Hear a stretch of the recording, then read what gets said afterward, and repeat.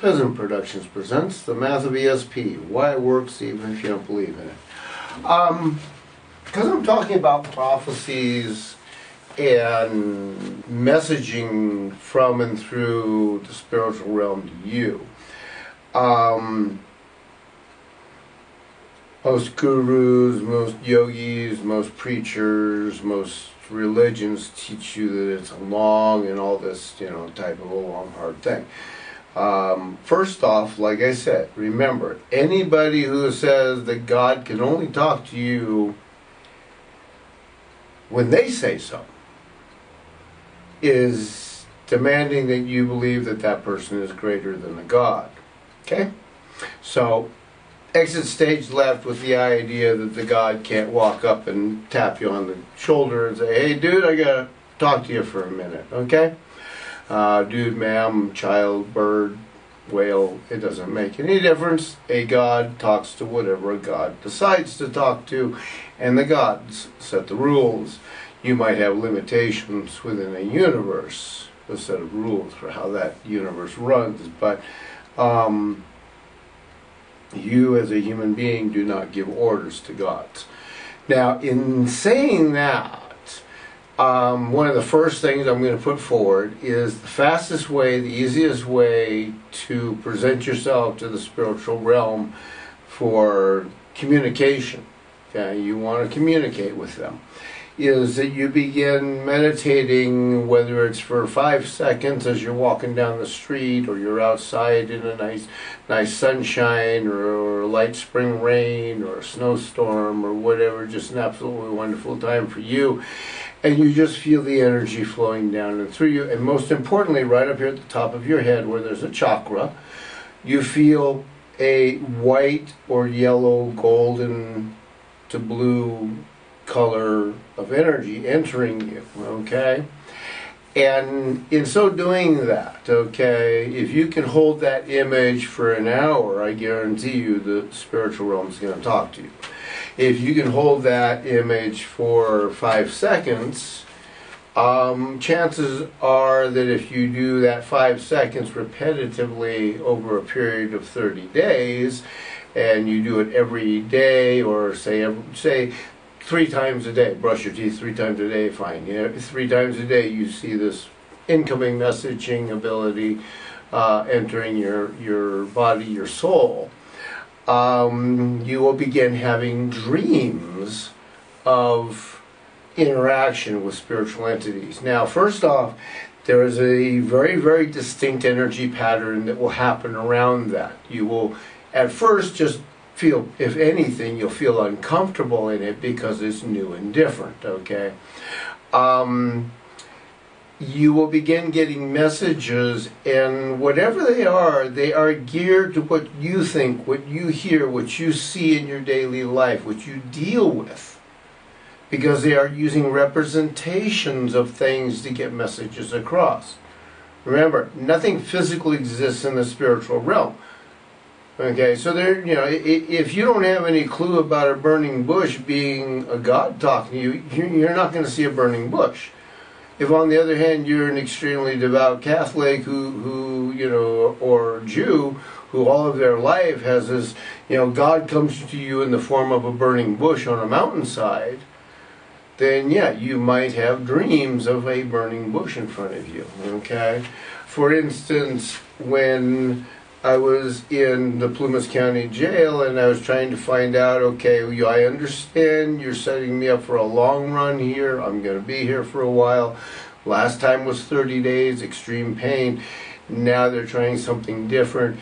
And you're telling me to, just to back down, be patient. You have to sit through this because you're going to learn stuff. Like I said, I did. I got in Napa State Prison and I got told by a series of doctors, you either shut up about your human rights or we're just going to go ahead and kill you. And we can kill you by just simply strapping you on a bench and injecting you with so much drugs that in a few hours your brain will be so destroyed you won't even remember your name. Yeah, chemical lobotomy. Okay, you're still attempting murder. If the person gets away, you have still attempted murder, and by United States law, there is no statute of limitations on murder, so all of those people are duly and will forever have charges over their head. I got messages about what was going on, and one of the things that happened in those dreams about all of that was I got shown some playing cards. Okay? The Queen. When I got transferred to Napa, where am I going, what's going on, you know, kind of a thing, because there's only so much they tell you in the court system when you're the prisoner, okay? They definitely control all of the input of data to you.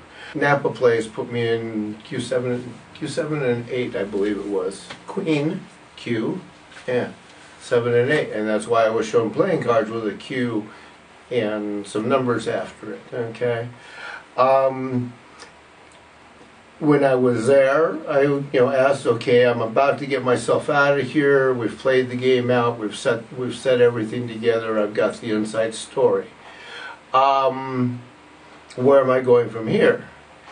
I was shown a building that I didn't off the top of my head totally recognize in the dream, but later I sat back and realized that it was the condominium that my stepfather had down in San Pedro. And yes, when I got out of prison, because I was a homeless person, but I did have this relative and I was on state parole, I was able to go from Plymouth County to Los Angeles County, check in for my parole down there, and do my parole in a different county entirely and be totally away from these other people. Basically kept my honor, went down there and lived with him, and didn't do anything to abuse the rules of his house, and was polite and cooked and helped and stuff like that. He had hip surgery, and I was around to be very politely, kind of a family member always that call for him during that time. So these messages come across as things that you understand. Now, you want to do something to develop it, go and pick up books on dream imagery and what they mean, and as you go through it, you accept certain things within those books as being okay. For instance, where is it? Answer crystal. If you've been raised to think that somebody that uses one of these things is an evil witch, sure, you probably are going to be scared to death if one of these shows up in front of you, somebody holding it and doing it, okay? So they're going to use it if it's something scary, but they're not going to use it as somebody that's supposed to be there to help you. So you're going to have to look at how you personally view something. How somebody had proclaimed that feces, poop on your hand or in your hand was supposed to be a sign of money coming. I could never accept that as an image. I don't. When I see feces material, or when I project, like this town here, some of these businesses that I don't like, I might see the image of their sewers backing up and flowing all over the place to scare their customers out. I don't see that as money coming in. Or I do know that, for instance, when the eagle poops in America is a comment about payday, okay? I've been a couple of times in my life where I have gotten literally bird poop dropped on a shoulder somewhere, and I've had to stop and look at that and wonder, okay, let's see, do I have a need for money right now? Yes, I do, and then we'll have to keep an eye out and see if some money shows up. And there has been one or two times that it's happened, and but you have this whole thing of imagery that you're building for yourself. So for me, seeing certain images, knowing certain things, and knowing that this energy that is around a prophetic dream, I'm supposed to pay attention. What are they showing me? Good or bad, what are they showing me?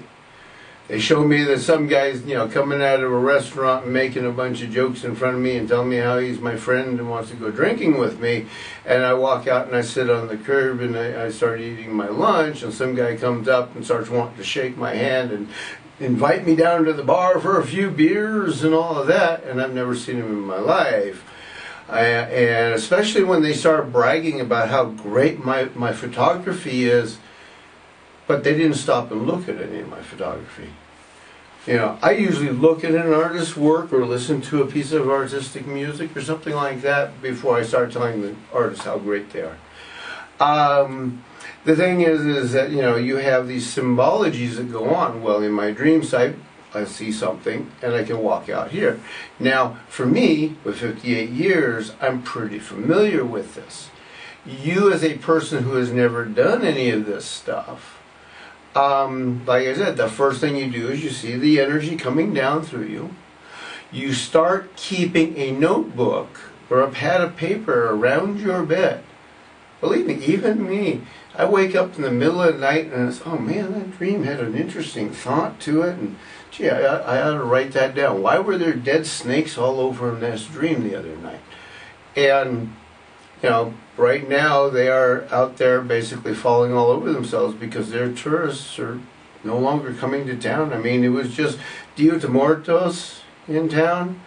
Last year I went to the celebration in the center of town, and they had something like 15, maybe 20 different little groups putting booths together for the Dia de Muertos, which is a very big Mexican type of a holiday type thing.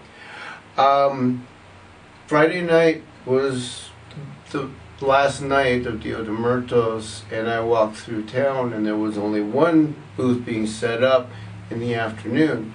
I went back there at about 9:30, 10 o'clock, which should have been the height of it. That one thing was all dark. There weren't even any candles lit on it. There were no other setups, and there was almost nobody on the plaza. Yeah. The town is definitely hurting right now because what they have always expected is no longer happening. Okay? So I'm seeing this in my dreams of these people trying to get me to come out there. They want to get in here and steal my stuff. They'd like to kick me out of town. They want to kill me, whatever. And like when I had the food with rat poison show up. About 4 hours earlier, I was just kind of kicking back, and I just had a vision come in of this evening when it's dark. Somebody's going to bring me a black container. So I charged up my little headlamp, and I was all sitting back and ready, and sure enough, 10 o'clock at night, in a courtyard that is not normally open to the street, and people don't ever really come around trying to sell anything. I've suddenly got somebody sitting there going, oh yeah, here, you need to buy this. Going to go, yeah, this is good food for you. You should eat it. You need to eat good food. And I'm sitting there going, no, I'm vegan. I don't eat. And they're like, oh yeah, man, you eat pollo. This is pollo. You eat pollo. You have to eat this. If somebody just walking through town and deciding to try and sell, hey, why don't you go sell to that guy over there that's standing at his doorway? They turned and left. They didn't even want to try and talk to that other family member over there about buying. Yeah. The whole dreamscape came to me in not even really a nap. They just kind of sitting back and kind of half daydreaming, and I get this feeling of a message coming through. And oh, there's a message. Okay, see, no problem. And when you start working with your dreams, you too will develop a rapport with who's there and what what you can hear. And by writing stuff down, you have a record of what you're doing. Psychiatrists are extremely wrong. They walk up and they want everybody to be A or everybody to be B. And they will literally put you on drugs to keep you from being C or D or E or Z. Yeah. Nobody's anything but these one or two things we say it is. That's how illogical psychology is. Psychology has been around 100 or so years. So your psychiatrist is not the person to go discuss this with. The same way you would develop a conversation between a someday, matrimonial, lovers situation, you have to develop a conversation between the two just to get to that first base and get away with, kissing the boy or girl on the cheek, right? So, the same with the gods. You got to develop a conversation point. You have to develop through your own free will, your own thinking, so you know what's being said.